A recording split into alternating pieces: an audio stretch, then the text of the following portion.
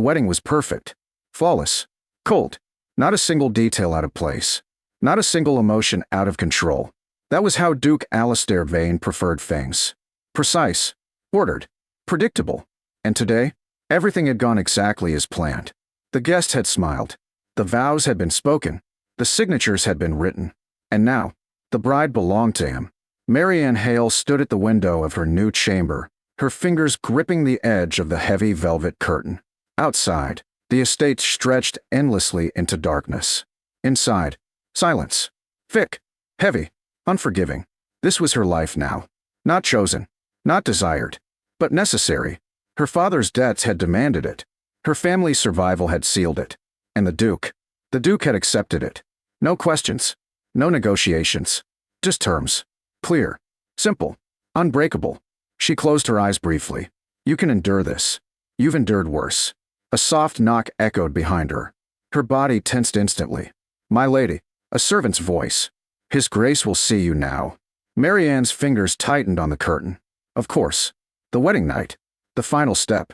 The part no one spoke about directly, but everyone understood. She released the fabric slowly. I'm coming. The corridor outside her chamber was dimly lit, candles flickering along stone walls that felt too close, too quiet. Each step echoed. Each breath felt too loud. By the time she reached his door, her pulse was already racing. She lifted her hand, paused, then knocked. Enter. The voice was exactly what she expected.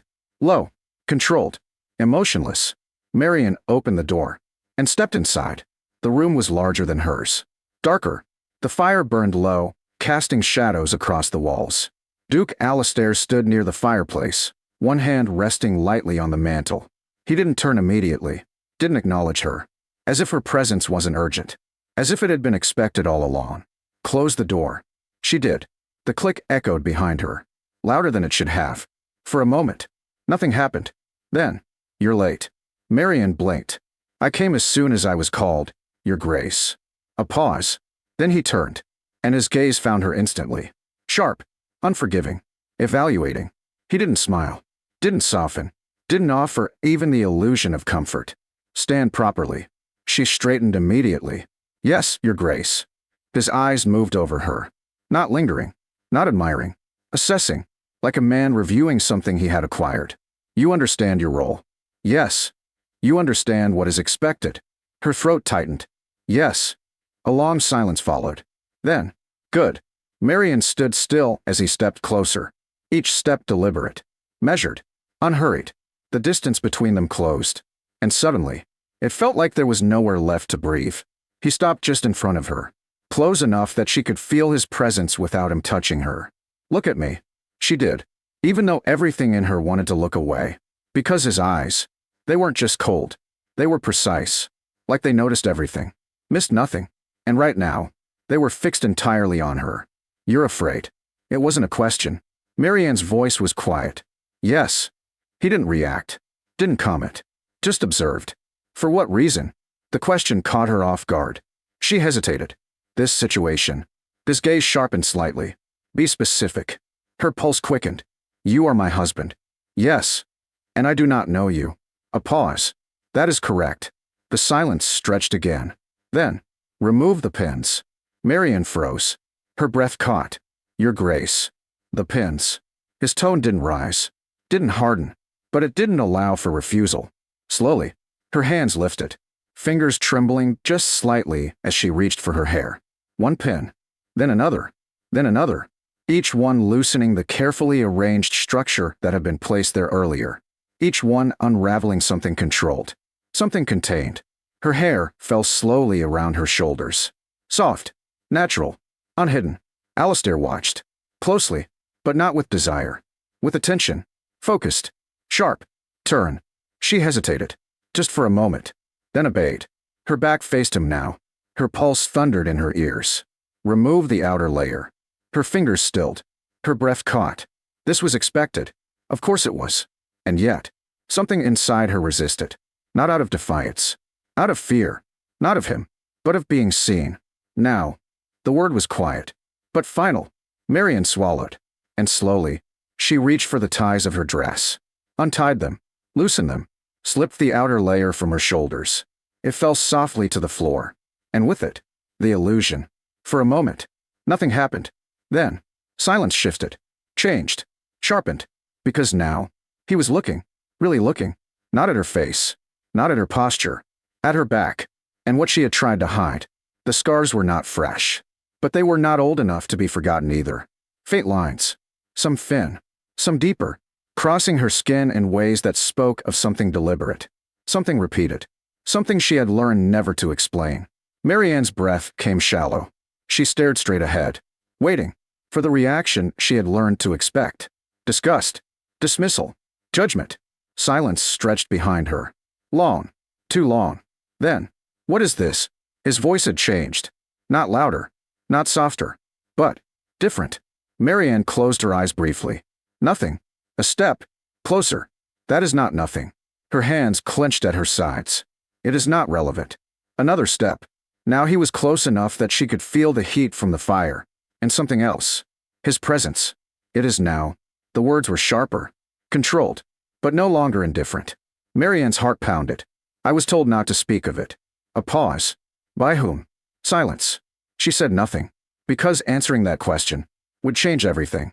And she had not survived this long by speaking when she shouldn't. Behind her, Alistair went still, completely still, and then, turn around. Her breath caught. She didn't move. Now, slowly, Marianne turned, her pulse racing, her mind bracing, her body tense, ready, for rejection, for anger, for anything. But what she saw was not what she expected. The coldest duke in the kingdom was no longer looking at her like she was nothing. He was looking at her like he had just discovered something he was not prepared to ignore. And that was far more dangerous. For a moment, neither of them spoke. The fire cracked softly in the background, the only sound in a room that had suddenly become too still, too aware. Marianne stood where she was, her breath shallow, her hands clenched lightly at her sides. She knew that look, or rather, she thought she did. It was the moment before judgment, before dismissal, before the quiet, final confirmation that she was something broken, something inconvenient, something best ignored. But this wasn't that. Alistair's gaze didn't move, didn't soften, but it had changed. Completely. Who did this to you? The question was quiet, but it carried something sharp beneath it. Something controlled. Dangerous. Marianne swallowed. It doesn't matter. It does. His voice didn't rise, but the certainty in it made her chest tighten. It was before, she said quickly. Before this. Before you. That does not make it irrelevant. She shook her head. It is not something that concerns you, Your Grace. Silence. Then, you are my wife. The words landed heavier this time. Not like a title.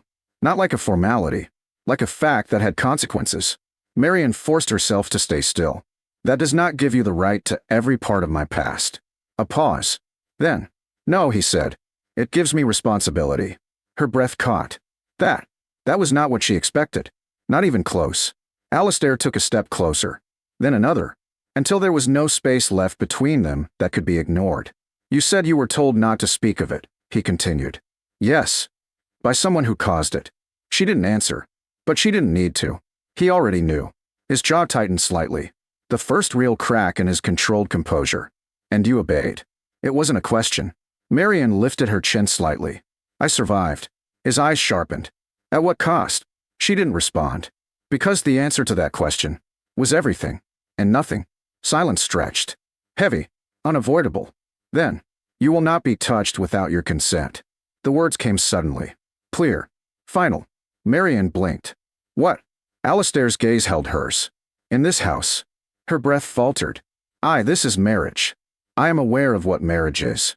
His tone remained controlled. But there was something underneath it now. Something firm. Unyielding. Then why? Because I will not be mistaken for the man who did this. The words cut through her. Sharp. Precise. Final. Marianne's chest tightened. You don't know what happened. No, he said. But I know enough. A pause. To know what I will not be. Silence fell again.